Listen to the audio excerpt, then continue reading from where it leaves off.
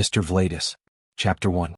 After an hour and a half of travel, the 2004 off-white Hyundai Accent stopped at the junction of the seashore and the forested area at Rumilai Lighthouse in the north of Sarıyer. It was February. There was a terrible cold. It was late afternoon and it was slowly getting dark. "This is it," Erhan Gunda said as he turned off the ignition of his car. Hakan Sentakin shuddered when he saw the house that his friend pointed to with his finger. This place was downright reminiscent of haunted mansions from horror movies. As someone who had spent his entire life in Istanbul for 35 years, he found it difficult to believe that such desolate places existed in this city. "Are you sure about that? Shouldn't we be wrong?" He asked his friend this question because deep down he wished he had been wrong. He still couldn't believe that things had come to this point, and that he hoped for something like that. But no one could have known where life would lead a person. And here it was. "This is the place. I'm sure of it. It's not the first time I've come. Try to relax a little, believe me, it's not as bad as it looks from the outside. Besides, anyway." Erhan Gundas realized that he was about to break a pot and gave up on completing his speech. Of course, Hakan understood what he was implying. He wasn't in a position to care about such things, but in some places he had to be silent. Besides, what do you have to lose anyway? If you don't take your chances, your mother will die anyway. That's what he would have said if he hadn't thought to shut up. They got out of the car at the same time. For some reason, instead of parking his Hyundai near the two-story wooden mansion that resembles houses in these old-school horror movies, Erhan left a distance of about 100 meters in between. He was encouraging his friend, but how brave he was seemed to be open to debate. There was no rain, but the strong wind blowing, combined with the cold air, sent shivers down the spine of the two young men. They reached the door of the mansion. They found that the large wooden door did not have an electric bell. It was Erhan who held the large rusty metal ring hanging above the door, a little frightened and a little disgusted, and knocked on the door. 30 seconds later, the door was opened by a woman in her 40s who looked incredibly normal, maybe even beautiful for a venue like this. "Welcome, Mr. Erhan.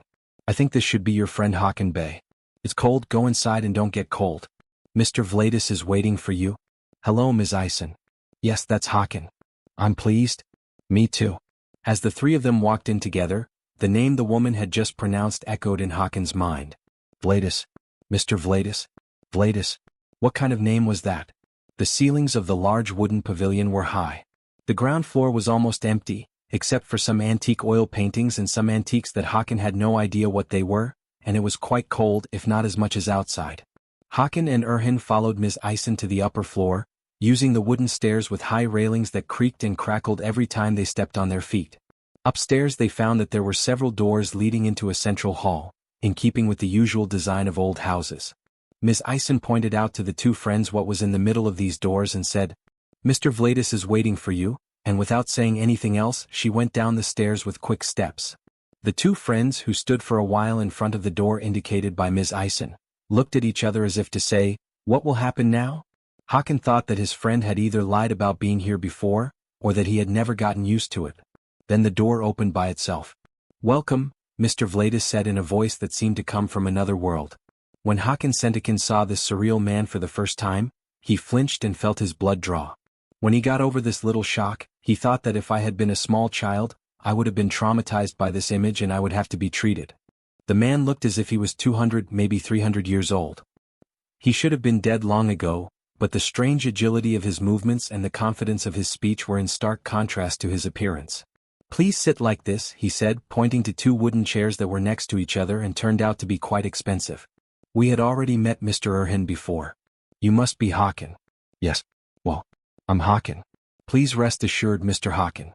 It's not easy to get used to my appearance, I know that, but I'm completely harmless," he said, settling into his comfortable chair across from the two friends. "I'm listening to you, no one comes here if they don't have a major problem. How can I help?" he continued. Seeing that Hakan was not in a position to express himself, Erhan took it upon himself to explain the situation. "Mr. Vladis, Hakan's mother?" Vladis interjected in a calm but authoritative manner. "Mr. Erhan, please let your friend express himself." "Of course. I'm sorry." Hakan Sentakin finally decided to tell his problem. "Mr. Vladis, my mother has been battling cancer for 5 years. Initially, the treatment he received seemed to have paid off. However, after a while, his illness recurred. We tried all the possibilities offered by medicine. For this, we gave up all our assets. But we didn't get any results. I'm afraid he has very little time left." "Oh, I understand you very well, my young friend. Once upon a time I also had a mother. And the malady you're talking about unfortunately rarely gets better. I mean, can't you help it? No, my young friend. You misunderstood me. I said it rarely gets better. I didn't say it wouldn't get better. Hakan Sentikin smiled slightly for the first time in hours. But then the other issue came to mind. His smile was interrupted. Mr. Vladis, I'm afraid to say it, but So, as I just said, we sold everything we had for the treatment costs and... My dear child, please take a look around. Do you think I look like someone who needs money? Hakan seemed confused. Then what will you help me for? Let's think about it. Are you married, my young fellow? I didn't get a chance to do that. In this case, you don't have children? No, I don't. I understand. What I want from you is to get married and have children and have a happy home. Hakan seemed to be even more confused. Well, pardon me, sir, but if you don't misunderstand, I don't quite see what that has to do with our subject. I don't get you wrong. As for what it has to do with our topic, you'll know when the time comes, my young friend. Now tell me, where do you live and when is the earliest I can see your mother? As far as I can tell, we have no time to lose. Hakan Sentikin had mixed feelings as he left the mansion with his friend Erhan 10 minutes later. What this strange type called Vladis said sounded very good. But there was something wrong with the man. Whatever this mistake was, it was somewhere beyond his strange appearance and unorthodox home. On the other hand, what difference would it make? His mother was going to die anyway. Chapter 2. A week later at noon, a black Rolls-Royce stopped in front of a 2-story white house with a garden in Bayeksekmis under the astonished gaze of the locals. The young driver in uniform first got out of the million-dollar vehicle himself, then opened the left rear door and dropped his boss off. Please, sir, we have arrived. This is the address I was notified of. Mr. Vladis stiffened and got out of the vehicle. He glanced around with a dismissive look. At the same time, Hakan Sentikin opened the door of the modest building and called out from inside the garden. Mr. Vladis, I am here. Come on in, please. We've been waiting for you. Oh, so you are here, my dear young friend. It's good to see you again. Leaving his private chauffeur standing like a commodity next to his dazzling car, Vladis opened the metal garden gate with his leather-gloved hands and entered. After shaking hands with Hakan, he entered the house. Together they made their way to the bedroom. Hakan knocked on the door. The voice from inside belonged to Hakan Sentikin's 25-year-old sister, Semra. Come in. Hakan opened the door. He gestured to Vladis with his hand inside. Please? Mr. Vladis nodded to the young man. He walked in from the front. Semra, who was standing guard over her mother, who was lying unconscious in bed, was shocked to see Vladis. She tried not to show that she was afraid, but she couldn't. But you? Well, you're welcome. Hello, young lady. How beautiful you are. Semra did not respond. Mr. Vladis reluctantly turned his gaze away from the beautiful Semra to the emaciated woman lying on the bed. Hakan and Semra Sentikin's mother, Fatma, was only 57 years old, but she looked like a 90-year-old. She was gasping and had difficulty speaking and moving. She probably weighed less than 40 pounds. Her color was white. Vladis grabbed the poor woman by the left wrist. He checked her pulse. For a moment he stared at her with a bold expression. Then, turning to the young people, he said, Young people, please leave us alone now. At first, Semra tried to protest in her feeble voice. But Seeing Hakan's suggestive gaze, she agreed to the situation and had to turn her head and leave the room quietly. After Semra, Hakan left the room and closed the door from the outside. The two brothers went out into the garden. The tense wait began. Mr. Vladis grinned to himself, looking at the dying woman. He ran his disgusting hands over the woman, making a few laps around the bed. Then he leaned over her right ear. At first he muttered something unintelligible. Then he opened his mouth wide so that he was facing the woman's ear and raised his hands up. The woman's motionless body began to tremble faintly at first. Then the tremors increased in intensity. Then the woman's eyes, which had been closed, opened. All the veins on his body became swollen, reddened and prominent. Vladis began to tremble along with the woman. A blue light emanated from his eyes. 30 seconds later, a faint pinkish smoke came out of the man's mouth, so thin that only a very attentive eye could discern it, and entered the poor woman's ear. Immediately afterwards, Mr. Vladis's body began to burn like cigarette smoke, starting from his head. It continued to burn downward. The Vladis we knew was completely burned out a minute later.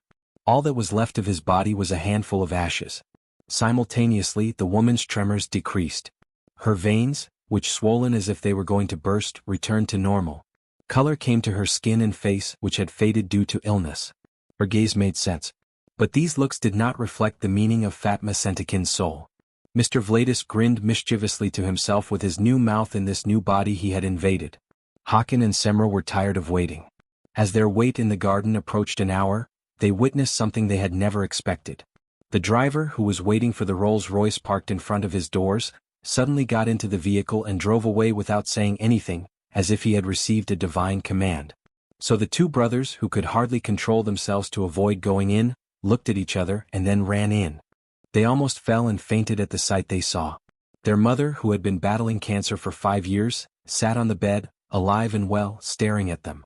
The only difference from when she was healthy was that she was a little thinner now. Hakan, Semra, did you miss me? They hugged each other tightly and cried and longed for each other. Using Fatma Sentakin's body, Vladis played his role as well as he could.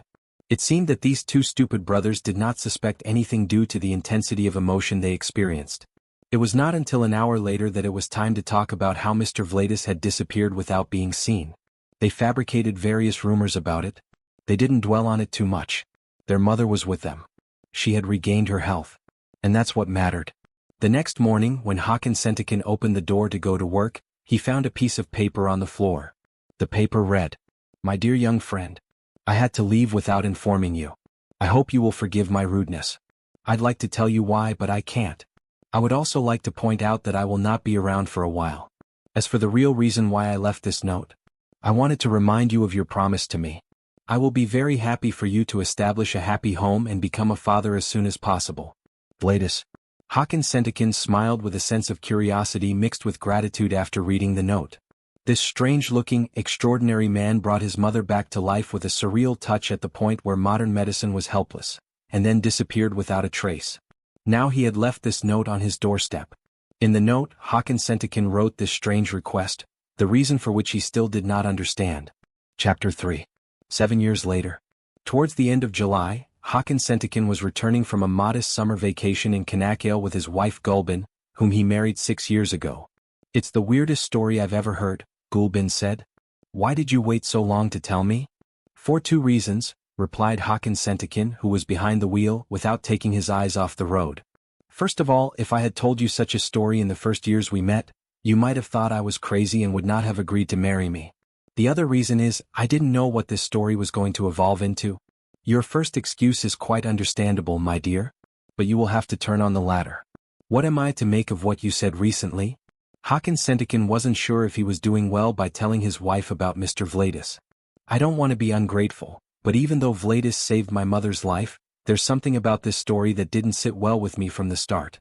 Something beyond the man's strange appearance, his unusual desires, his sudden disappearance. You're talking like a puzzle, Hakan. I'm very curious to see where you're going to end it up. Here's where I'm going to bring it up. After her encounter with Vladis, my mother miraculously recovered physically. The problem is that from that day on, my mother was never the woman we used to know. Semra and I both felt this. For a long time, we were afraid to share this idea with each other. But we were both aware of the situation. I don't know what to say. Why are you telling me all this now? Actually, I was going to tell you about it before. What I'm trying to say is right before you go on vacation. But I guess I didn't dare. I guess I didn't want to ruin our holiday. I hope I'm not too late. Is it too late? What is it going to be? It's hard to describe, but I wish. If we hadn't left Batu with my mother. I don't have peace of mind." Batu was the 5-year-old son of Hakan and Gulbin. They had left Batu with his grandmother in Bayaksekmis while they were on vacation the previous week. "You scare me, Hakan. Speed up a bit. Anyway, we've got 10 minutes to go." Hakan Sentakin increased the speed of his car as much as possible. 10 minutes later, they reached the house with a garden in Bayaksekmis. They both hurriedly got out of the car and entered first through the garden gate and then through the outer door of the 2-story house. Gulbin Sentakin was calling out to her son on the one hand, and on the other hand, she was frantically trying to open the doors of all the rooms and see if he was at home. Noticing the noise his parents were making downstairs, little Batu appeared on the stairs of the 2nd floor with a very calm attitude and began to descend with slow steps. "Mom, Dad. Welcome. Do you miss me? You look fussy?" Gulbin ran to her son and hugged him. Hakan Sentakin, on the other hand, was aware of the situation. It was too late. "Where's your grandmother, son?" Little Batu grinned wickedly as he replied to his father. "I don't know. I haven't seen her in 2 days. That trail of blood in your ear. How did that happen, Badu? Is it? It doesn't matter. I must have hit somewhere. The end.